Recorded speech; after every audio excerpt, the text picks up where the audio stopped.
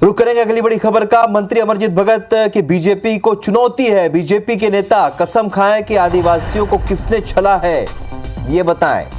यानी ये चुनौती है, आदिवासियों को बीजेपी ने या कांग्रेस ने छला है। कसम खाएं बीजेपी नेता ये बोले कि झूठ बोलने पर आंख फूट जाए।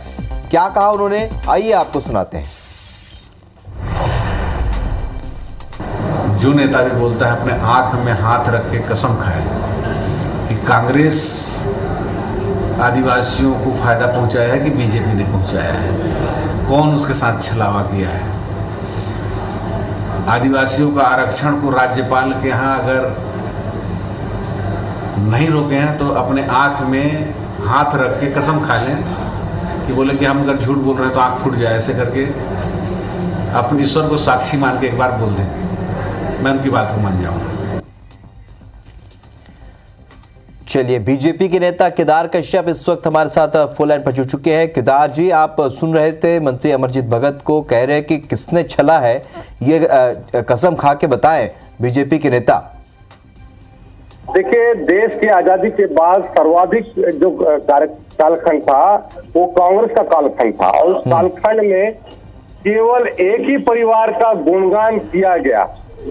मैं पूछना चाहता हूं कि इस कांग्रेस पार्टी में जिस तरीके से आदिवासियों को साथ में उनको अपमानित करने का काम, अभी बड़ी बड़ी बातें कर रहे थे हमारे कांग्रेस पार्टी में जो आदिवासी नेता है, यदि हम उनकी बात करें, चाहे वो दिलीप सिंह भूरिया हो, चाहे भंवर सिंह पोरसे हो, चाहे भेड़िया जी हो, चाहे अरविंद नेताम जी हो, ऐसे कितने नाम है जिनको कांग्रेस पार्टी ने नहीं चला है।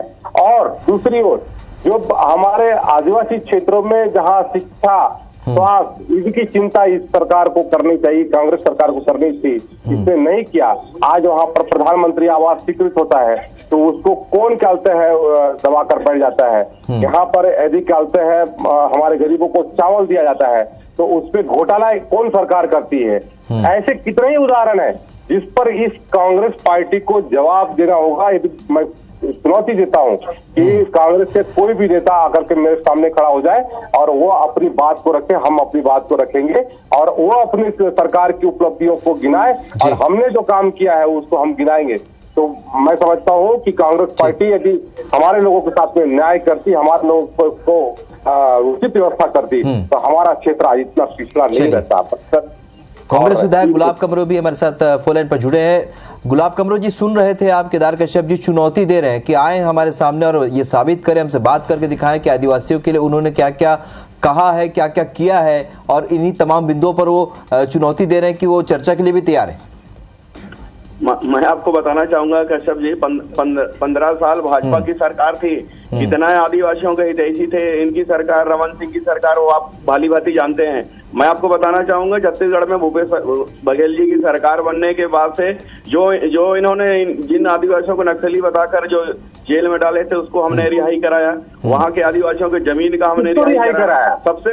सबसे बड़ी बात तो ये है जो सरगुजा बस्तर प्राधिकरण का अध्यक्ष आदिवासी को सीट हुआ करता था, 15 साल रमन सिंह खुद पे कोई भी आदिवासी को नहीं बैठने दिए, क्या बात करेंगे। 15 साल में पेशम नियम नहीं बना पे, ये क्या बात करेंगे। आज देखिएगा जिस तरह से जो हमारे छत्तीसगढ़ में जो 32% आरक्षण की बात जो आई है, इनके करतूत के कारण हुआ है। इतने दिन हो गए क्या कभी बोले कि राज्यपाल महोदय से साइन करा दें, ये आदिवासियों की चिंता नहीं। इनके हमारे जो देश के प्रधानमंत्री का अगर चलेगा ना तो आरक्षण समाप्त कर देंगे। मैं आपको बताना चाहूंगा विश्व आदिवासी दिवस के दिन ये अपने पार्टी के प्रदेश अध्यक्ष को हटाए, ये आदिवासी को चिंता है। इनसे पहले माननीय शिव प्रसाद जी थे, वो उनका क्या हाल वो जानते हैं, नेताम जी का क्या हाल है। आदिवासियों को लगातार इन्होंने उपेक्षा किया। हमने छत्तीसगढ़ की सरकार ने आदिवासियों की चिंता किया। केदार जी, कई बिंदुओं पर बात रख दिया गुलाब कमरो जी ने। केदार जी, आपको मेरी आवाज मिल रही है? हाँ जी, ये कई बिंदुओं पर उन्होंने अपनी बात रखी गुलाब कमरो ने। हाँ, मैं अभी आरक्षण के विषय में सुन रहा था गुलाब कमरो जी को, तो मैं पूछना चाहता हूँ केपी खांडे कौन से पार्टी से हैं और कौन उनको कहते हैं अनुसूचित जाति आयोग का अध्यक्ष बनाया, क्या उनके बारे में जानकारी है? वही व्यक्ति हैं जिन्होंने क्या कहते हैं आरक्षण को खत्म करने के लिए कोर्ट में गए थे, पिटीशन उन्होंने लगाया, आपने उनको पुरस्कृत किया। ऐसे लोग जो आदिवासियों को आरक्षण खत्म करने की साजिश रचते हैं, उनको आप पुरस्कृत करते हैं। आप शिक्षा स्वास्थ्य की बड़ी बड़ी बातें कर रहे हैं। आप एक भी बताइए स्कूल जो सरगुजा और बक्सर में आप लोगों ने खोला हो, यहाँ की यूनिवर्सिटी की बात हो, चाहे मेडिकल कॉलेज की बात हो, ये भारतीय जनता पार्टी ने किया है। आपकी क्षमता कितनी है? आपको तो बस कहते हैं भूपेश बघेल जी हो चाहे आप लोग हो, आप राहुल गांधी जी के वो बिस्किट का भी कहते हैं, आप लोगों का वो नहीं है।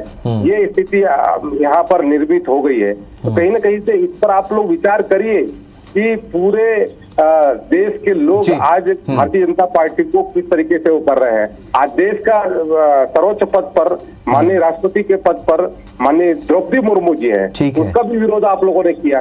तो ये तो आपकी मानसिकता है, तो आप कहाँ बात करते हैं? आप लोगों ने केवल और केवल राजनीति की है, उसको स्वीकार करने की आपको साहस होना चाहिए। चलिए, वक्त तो आगे जनता जनार्दन तय करेगी कि आप दोनों ही पार्टियों ने आदिवासियों के लिए वास्तव में क्या किया है। ये जनता जनार्दन तय कर देगी। कुछ ही समय की बात है, कुछ ही वक्त बचा है। ऐसे में देखना ही होगा कि इस तरह के बयानबाजी का असर आने वाले समय में क्या पड़ता है। आप दोनों का मेरे साथ जुड़ने के लिए बहुत शुक्रिया।